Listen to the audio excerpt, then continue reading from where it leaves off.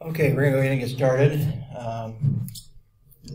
This week in the Covey book, Seven Habits of Highly Effective People, we're looking at habit 6. So we're getting down towards the end of our discussion of Stephen Covey and his habits, the principles that he has been teaching, very successfly, or at least before he died, I guess. His company is still quite successful in teaching those concepts. We saw in an earlier one that in 1 year his company, Franklin Covey, brought in $500 million in 1 year. As I mentioned, when he came out to Malaysia or to Kazakhstan, someplace like that, the business people were paying $3,000 a piece to attend his seminar. So his instructions are good to heed what he teaches, because prime ministers, presidents, and some of the top CEOs in the world have done so and changed and made improved the way that they managed and so forth. So I think I'll start off, and we will go ahead and first off, as a you might say, just a definition of what we're talking about. We're talking about synergy. It is putting together kind of all the habits. These all come together in achieving successful interdependence. And as Covey likes to say, and if you think about it, I don't think it's, I think it'd be very difficult to dispute that most of our success in life, in any role, whether it's in family, whether it's in business, whether it's in the community, that our greatest successes are achieved in interdependence. That's our relationship with other people, rather than just by ourselves. There were some, there have been recluses, geniuses over the centuries who have changed society by themselves, but they're fairly few and far between, because even if you have a great idea, you have a great invention, a great we've seen, I've talked about this more in my other class, in my history of media class, but we've talked about it some here too. The inventing something does not make much change. It's how it's then sold to the public, how it's then brought into the public life. For example, I'm not sure if I shared this one in this class, but in another class I've made note a couple of times of the bread slice machine. Somebody created the machine that slices bread, but it was 30 years before anybody actually used it very effectively, and it wasn't him, it was somebody else. It was a company called Wonder Bread who finally sold it in the depth of the Great Depression. In the middle of the Great Depression, when people didn't have very much money in America, got them to buy sliced bread through their marketing and so forth. For 30 years before that, or at least 20 years, closer to 20 years, I guess, the inventor didn't get anything from it. So inventing something doesn't make it happen. And indeed, where I came from before I was teaching, when I was teaching before, was in Kazakhstan. They still don't buy sliced bread. Nobody has marketed sliced bread to the Kazakhs. And so, we take it kind of for granted here. We take it for granted in America. Kazakhs do not take it for granted. Nobody's marketed it to the Kazakhs. So basically, the Kazakhs, out of all the bread sold in Kazakhstan, maybe 0.5% is sliced bread. They call it toaster bread. The only people who buy it is if they have a toaster. Most people don't have a toaster in Kazakhstan. Nobody sold them a toaster yet. So, in part because it was part of the Soviet Union, they didn't put that as a high priority for under the Soviet regime, and nobody since then has sold them an idea of why you should buy sliced bread.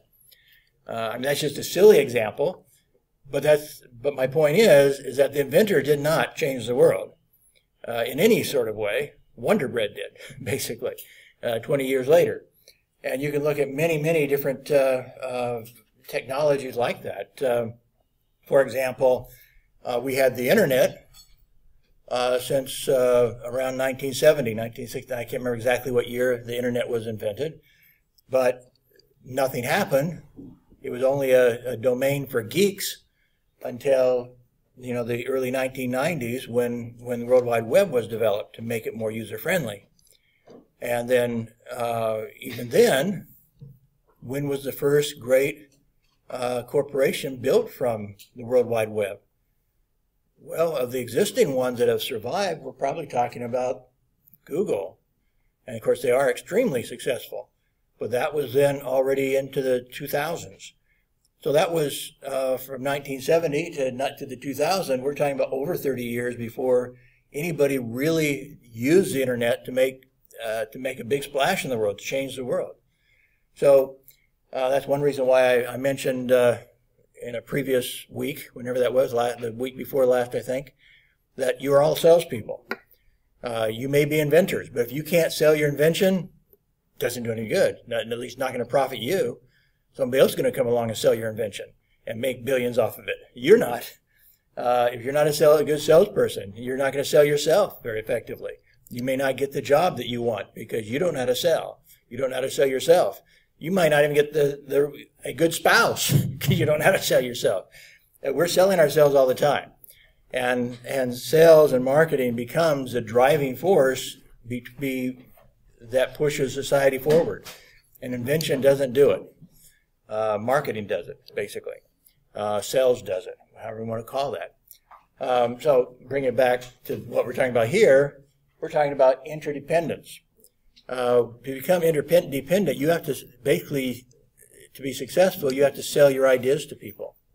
There are different ways of doing it. There are people who kind of use the con artist sort of approach, or the bully approach, or the manipulation approach to get what they want in an interdependent world. But what Covey's saying is that we should be better than that, and that we can be as successful, if not more successful, than the manipulator, the con artist, the people that get what they want by making other people lose. Basically, they go in with the win-lose perspective, and they don't care what happens to you. They're going to sell you something to make their money, and that's all that matters to them. They're going to make money, get power, whatever. The politicians fall in that same category. They are power hungry. They are in most cases, not all cases, but in most cases, politicians are probably the last people you want to vote for.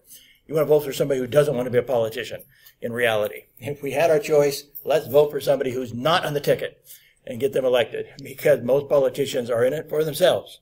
Let's face it. Same as people in business are in it for themselves. And so that's kind of the reality. But again, Covey says we don't have to go with that approach. That we can live by what he thinks are eternal principles. Again, he asked the question of what happens if Congress or whatever body governs your country decides to repeal the law of gravity.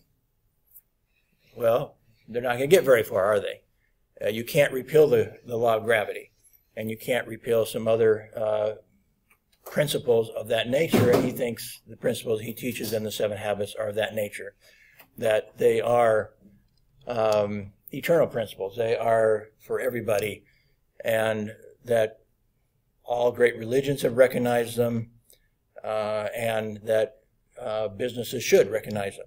That they should not be promoting con artistry, manipulation, etc. They should be looking for the proper way of sharing and building and partnering and growing. And that's through, in this case, in the interactive or the interdependent world, habits 4, 5, and 6. We've already talked about 2 of them. We talked about the think win-win. I said previously that I'm not sure if they're in the right order. They're not. It's not as obvious. The 4 and 5 and 6 are not as obviously in the right order as 1, 2, and 3. 1, 2, and 3, I think, had to go in that sequence to be proactive, to accept that you're responsible for your life, that you can change your life, that you, unlike the animals in the world, can say, I'm going to build new habits. I'm going to live a better life. I'm going to make better decisions. I'm going to set my goals. I'm going to, those are things that animals can't do. As much as we want to fantasize that the dolphins and the orangutans and whatever else are human-like, none of them are human in that sense. None of them are waking up and saying, I'm going to live by Stephen Covey's 7 Habits, and I'm going to start today and set up a plan to change their lives. They don't do that. So thinking proactive is part of that, deciding that we can change our lives. Habit 2, of course, is begin with the end in mind. What is it we want to achieve? Where are we going in life? That is pivotal. And then habit 3 is putting first things first, is likewise builds on the first 2.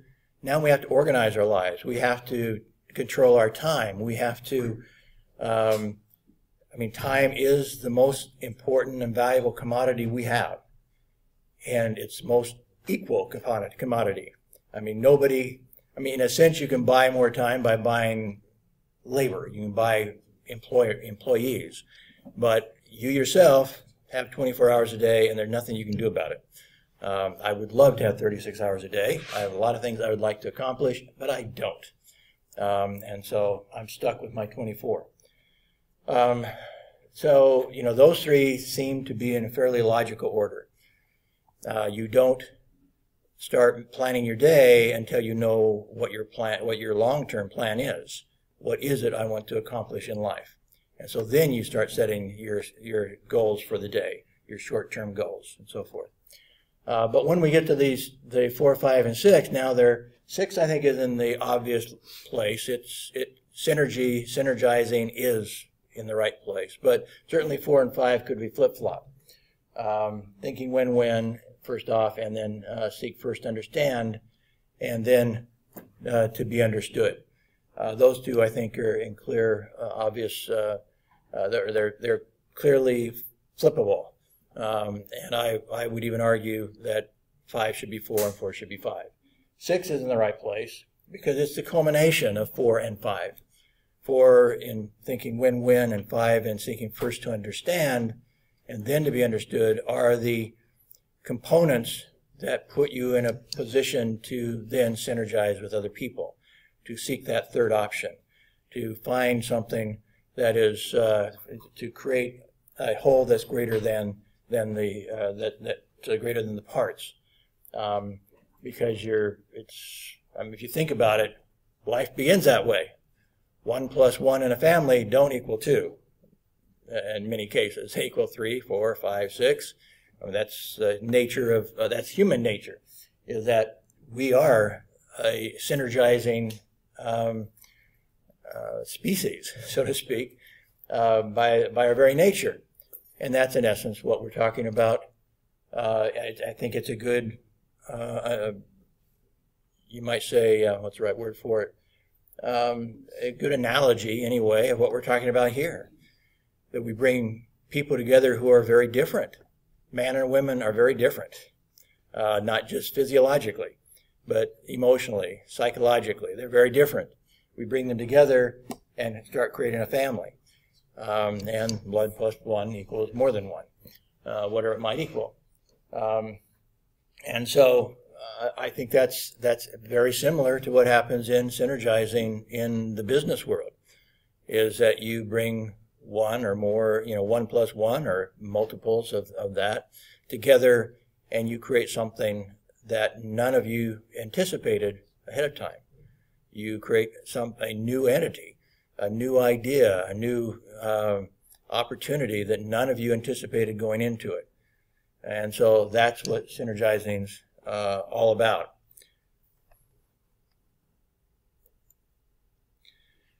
So I'm just going to set the stage today and let Dr. Covey explain, at least, and ask. There's not actually, interestingly enough, there are not a lot of videos on YouTube, specifically by him anyway, about synergizing per se, or even the last one, sharpening the saw. There's lots of other people who have talked about it, but he himself, I don't find videos from him talking about more about synergizing than, but sharpening the saw, the habit 7, I found nothing from him specifically. There are other people who talk about it, but not so much Covey himself. But let's go ahead and take a look at this one, and then we will. I'm actually kind of wanting to set the stage on our class video with this subject, and then we're going to kind of call time out, and we'll let the student team come up and do their presentation before I take over again towards the end of the class. So let's go ahead and watch this video though first.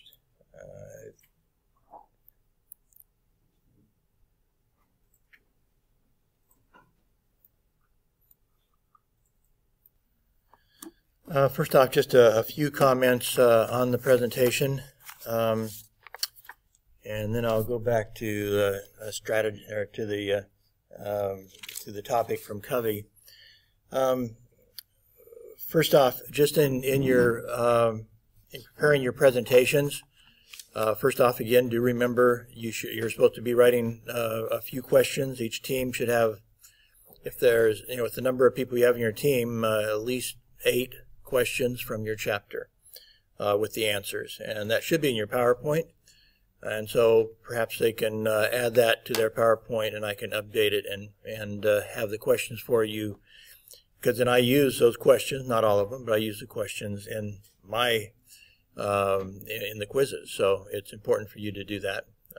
Help me out with that. Plus, you're helping yourself. If you know what the questions are for your chapter, that should help you get a good grade with yours, rather than if I have to make the questions. I noticed when we still had some energy that some of the text in some of the slides was like running off the side or running off the page or whatever, and yet in the printout that's not the case. The printout is good, and I've noticed in other classes and in other situations we've also had some problems with our PowerPoints not looking quite right. And in some cases, I couldn't even show them because I couldn't. I did not have the right type fonts on my computer. Some of them look really bad. If I can show them, my point is that you may be used to using certain fonts that you have access to in China and that everybody has in China, for example, that don't exist here, don't exist in the computer that I was given by the university. And so, if you, as you're creating your PowerPoints, I would, stay with the most universal, maybe not in China, I don't know, but outside of China, the most universal fonts are Times New Roman and Arial. They're maybe not exciting, but what you saw in some of the slides where the headlines were coming off the page or going too long or whatever, that was, I think, a type font issue. Because, like I said, in the printout, they look fine. But once they got on my computer, they didn't look fine because my computer didn't have those fonts. So try to, as you create your PowerPoints, try to use Arial and Times New Roman, and then you won't have that problem. A third point, and more to the content, and more importantly, I think I've already told you that I did a lot of note-taking as part of my success in college. And I would frequently take notes on notes. I mean, I would take my notes, I would have my notes in class. As I said, the number one thing I told my kids was listen to the teacher and take notes. The teacher will tell you what you need to know. By his emphasis on certain subjects, his emphasis on certain words, and so emphasis on ideas is basically telling you what he's probably going to put on the quiz. And so listening to the instructor and taking notes is very important from that perspective, as the team mentioned. But I just want to reemphasize that.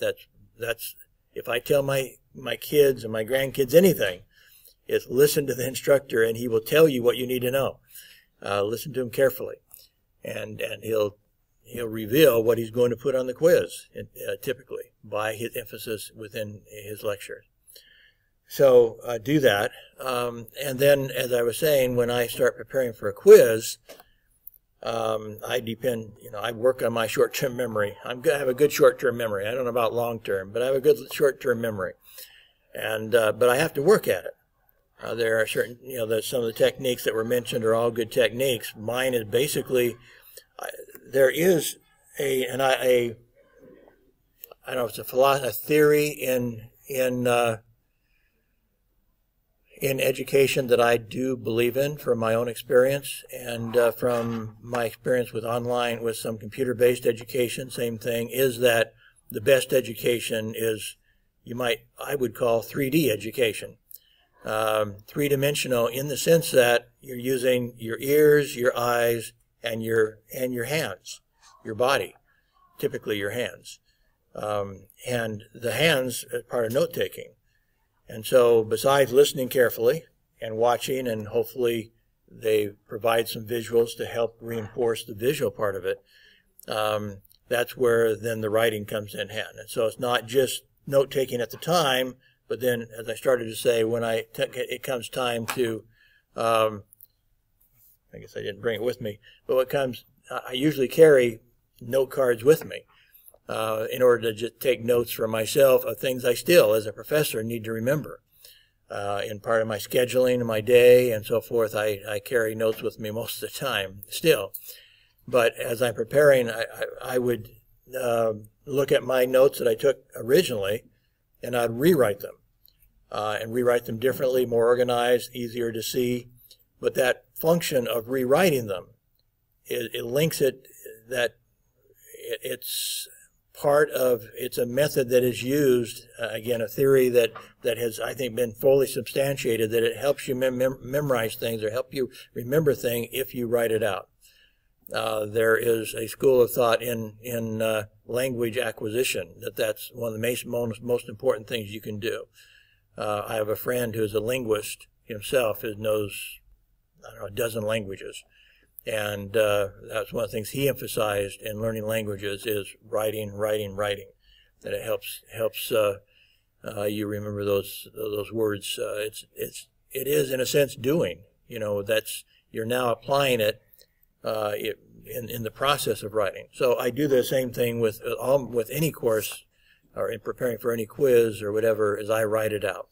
I'll rewrite my notes. I'll go into the textbook, write out whatever I see in the textbook that I think jumps out at me. If I see charts, if I see bullet items, if I see something like that, then even though it's right there, I don't just make a note and look at it in the book. I make the point of writing it out, again, to help remember it. And then once I've written all these notes out, then I have something,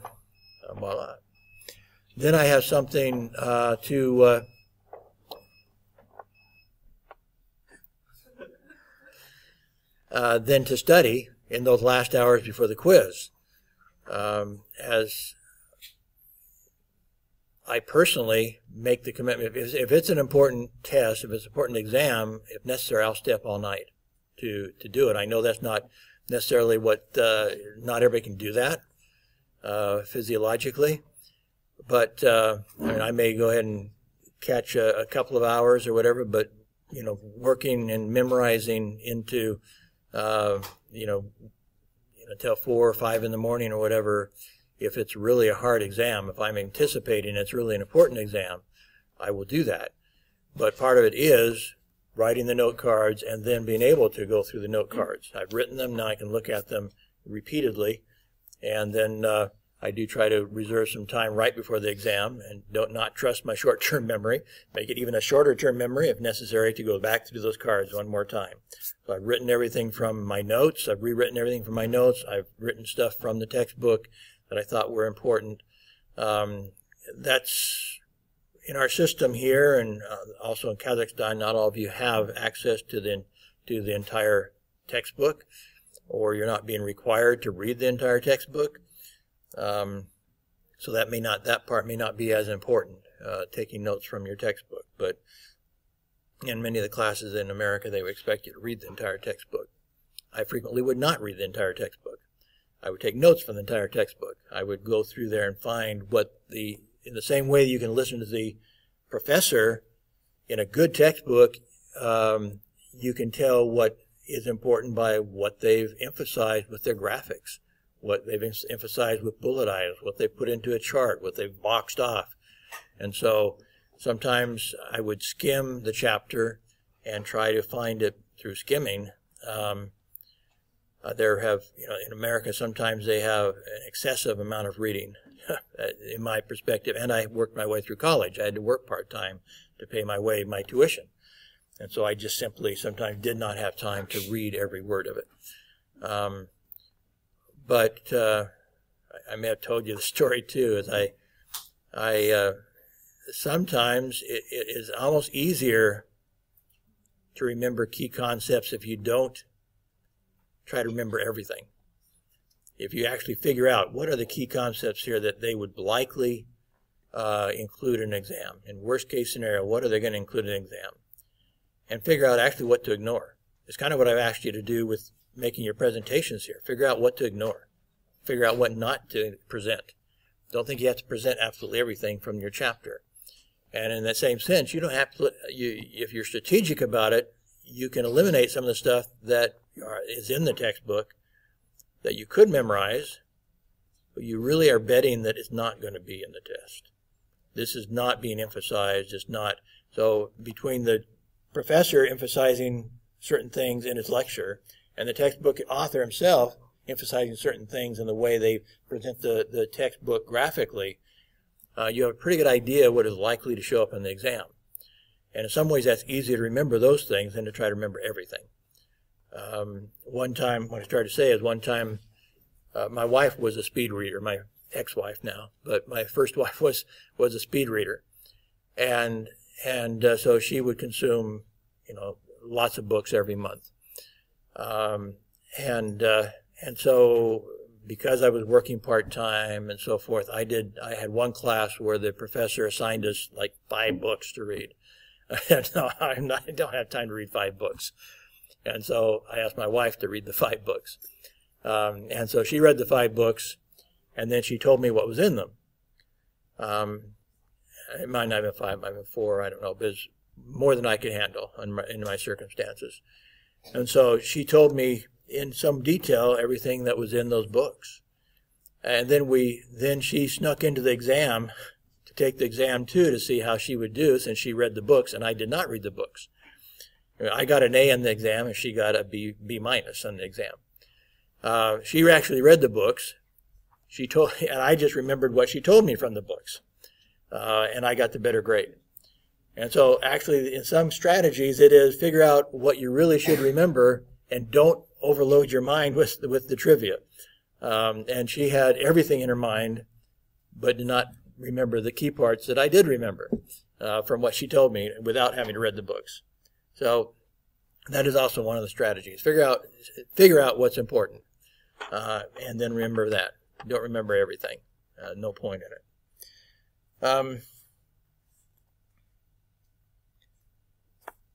That also, as a reporter, I've had to, I've done a lot of interviews, thousands of interviews during my career as a reporter. And so note-taking is obviously important with that. And there are different strategies in note-taking as a professional note-taker, so to speak, as a professional journalist. And one is, and all of them are kind of touched on by the team that I'll reemphasize. One thing they didn't mention, I would record most of my interviews, audio record them. And of course, in essence, if things are working right, you have a recording of our lectures, on Moodle.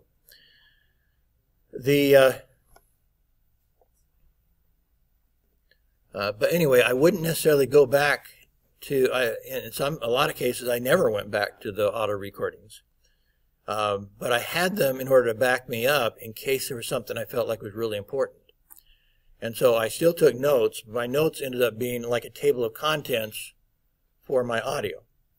And so as I went through my notes as a journalist, I'd say, oh, that's an important idea. I'd go back and listen to 5 minutes of the hour-long interview. And that's all I would transcribe was maybe 5 minutes of the entire interview. And so sometimes having an audio recording could be important if you think that if in a particular class there's something that, especially I would think if you're in a technology or something in a technical area, that might become particularly important to you. If there's something you did not understand, and you could go back to your audio recording and just listen to those 5 minutes out of the entire lecture, you get to those 5 minutes, and now you can go through that very carefully. May be valuable to you. For me, it was extremely valuable as a journalist to have that recording, and I said I would never transcribe, well, that's not true. I would normally not transcribe everything, but I would have it as a backup for the key aspects of the interview.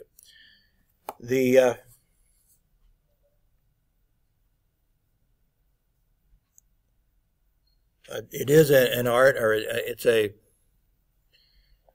you can get good at note taking. You can get better at it. How you leave out certain words and so forth. You're just putting down ideas, and I'm sure you're kind of capturing that already. But as students, you've gone through this a lot. But what I found in teaching journalists is that frequently they don't know how to take notes very well, and they get a bunch of part ideas that make no sense to them later. Make sure that you have enough notes that you understand what you wrote down.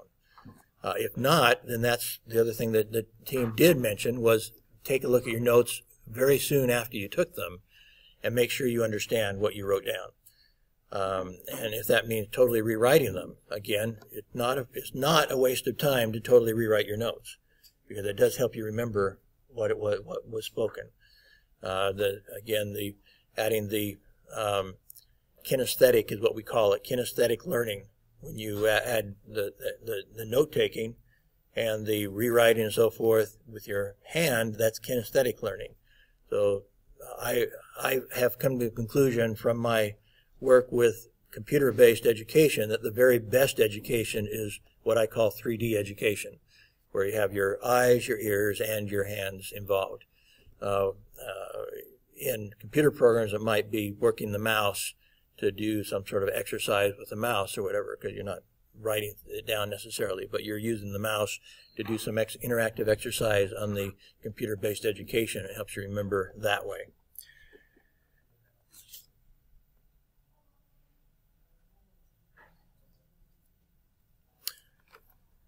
And do ask questions. That is so important, and I think that's a problem. It can be an impediment in Eastern culture learning, is that you don't ask enough questions, that you kind of maybe respect the professor too much, or you're shy, or whatever it is in your culture that causes people in Eastern cultures not to want to ask questions, is a problem for learning. And it's a problem for application later if you haven't fully understood something. So do not be shy about asking questions.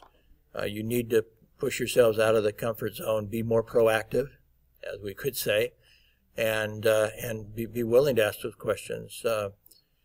I remember, I would say my best students I've ever had have all been people who would ask questions in class. And again, it's not a matter of showing off, it's a matter of wanting to make sure they knew exactly what I wanted. And I want them to know exactly what I want. That's the good thing, that's not a bad thing. And so thinking back on my best students in Kazakhstan, they were all people who would ask questions, that all be willing to put themselves out and raise their hand and say, okay, I don't understand this. And they were the ones that got the best grades and then were able to apply it the best later.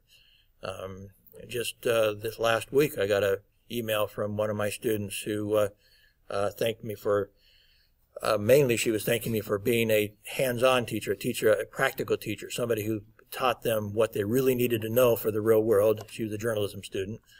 And so I taught her the things she needed to know to be successful in the profession. Not a bunch of theory, not a bunch of hypotheses, not a bunch of history, but practical skills. And she's now in the United States, and as somebody for whom English is a third language, she has been able to get a job at a newspaper in America.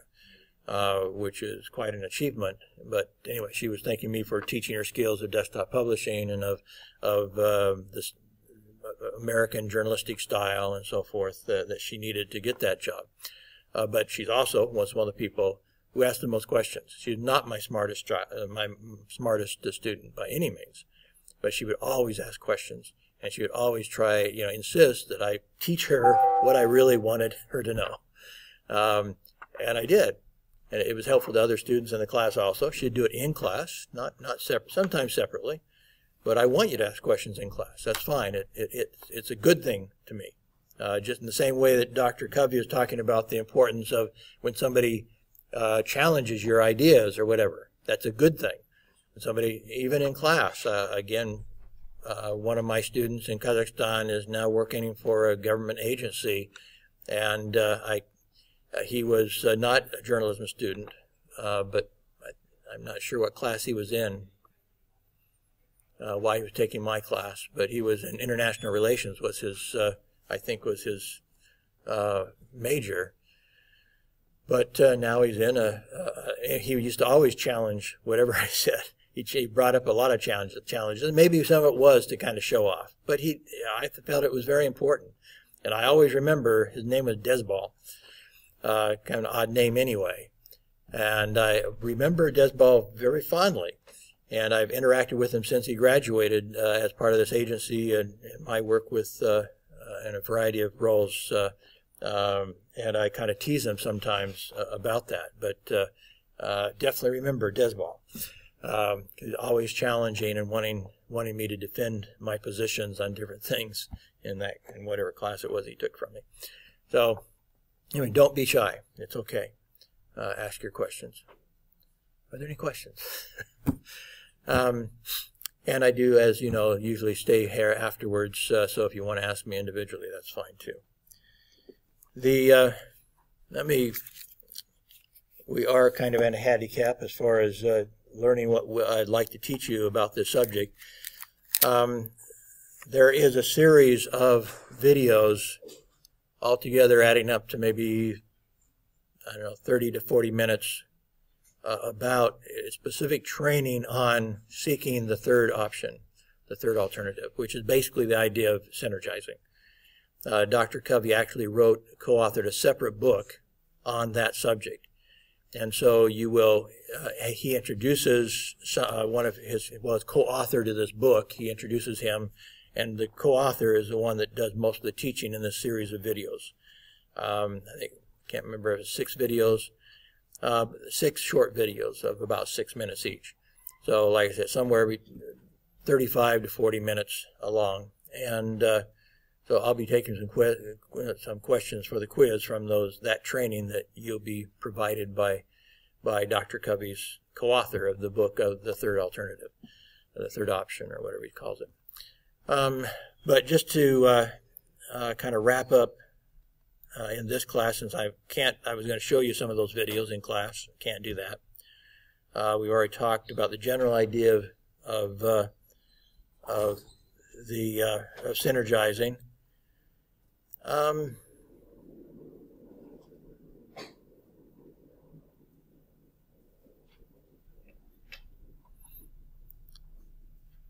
And Dr. Covey, again, kind of repeat what he taught in his video that we did watch before we lost the electricity, was to actually learn to value the differences.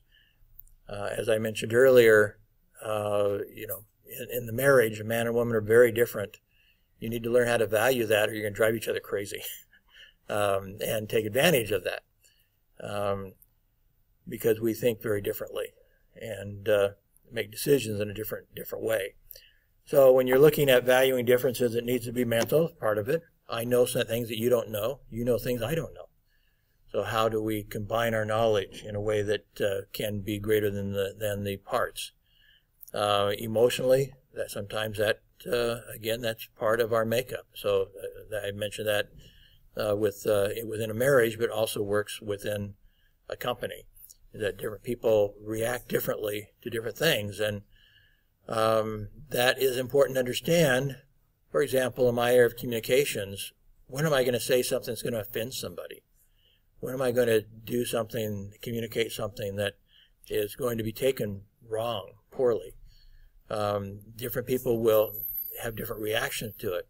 My work with the migrant education program, putting out a quarterly publication for them, I had, at least a dozen people go over my stories every month before I published them, because I wanted all their perspectives. But like some of you, many of them would not challenge anything. And so there was only one who did. I think I may have mentioned her, but there's one gal who oversaw my contract. She was basically the financial part of the migrant education program, and she was personally overseeing my contract. She was a German lady that was very strict, very, I don't know, she was not a person, women are usually better at communicating, but she was not. She did not communicate very well. And she was very hardliner, a very, very strict person. And didn't always, sometimes downright rude in how she dealt with people. And so, I don't think I told you this story. I think I may have told it to somebody else. But anyway, in dealing with her, I wrote one story where she basically let me know. She wrote me back and said, "You can't run this story." I spent hours on this story. She said, "You can't run the story like this. You're going to..." In it, a lot of people were criticizing a university in our state for not giving the migrant program enough support.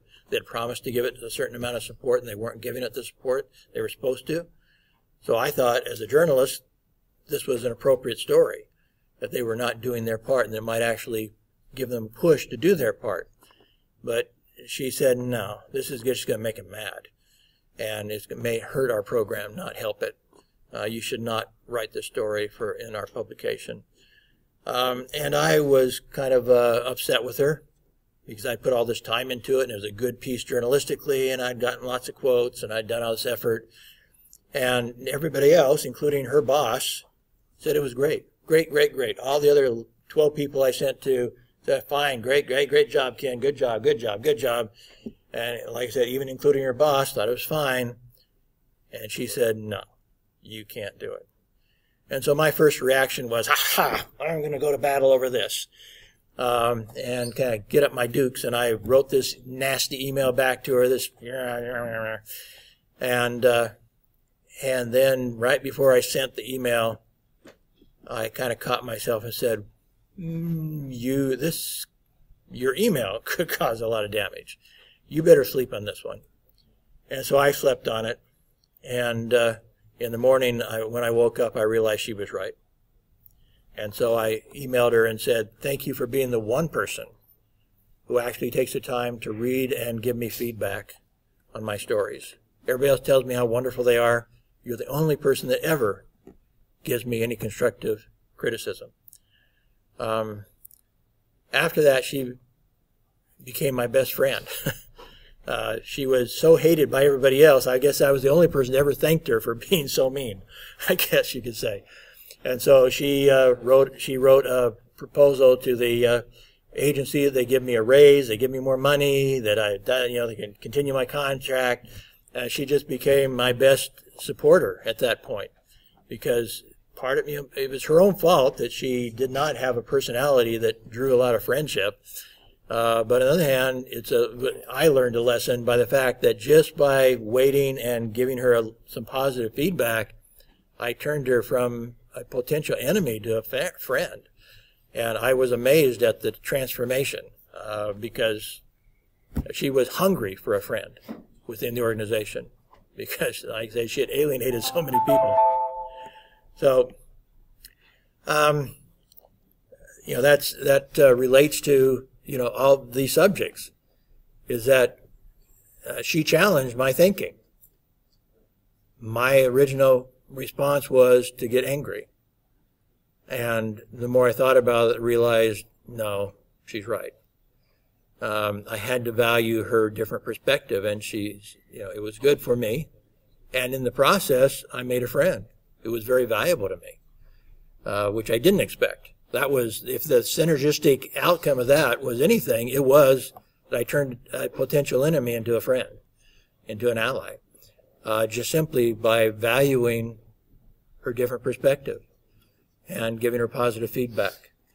So that's part of what you're doing when you're synergizing in whatever it is, in business or in your family or whatever, is appreciating their perspective, taking it seriously, and giving positive feedback, even when you're first, try to fight that instinct to be angry about somebody challenging you. Now, like I said, in my case, I had invested a lot of time and energy, creativity into my story. And so I had a vested interest to defend myself. And that's when it's hardest to resist that temptation, is when you've invested a lot into something. That's when it's hardest to appreciate somebody who attacks you, who gives you constructive criticism, who gives you a different perspective that just threw away all of your work. It's hard to do that. You want to defend what you've invested into. And so, but fight that and recognize the importance of that other perspective.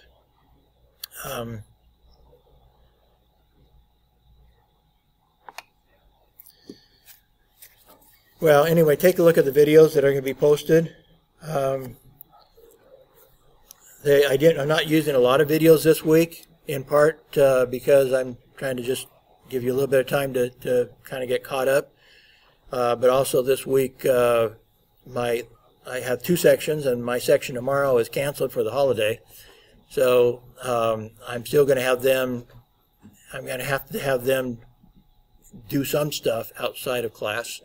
Their class is not going to be a class in here. They're going to have to watch the videos, and learn through the Moodle system, and that will have to be their makeup. So I don't want to give them too much work that they have to do independently. So you guys get the benefit from the fact that tomorrow's section is canceled. So you have a little bit less work, and they'll have to do some work, even though their class is canceled. So. Any questions? I think you'll benefit from this training that Dr. Covey and his partner, his co-author, make on this Seeking the Third Alternative. They have some excellent ideas in their videos, and so do watch those. Those will be in the quiz. Probably the most important thing will come from those videos, as they themselves give a fairly thorough training.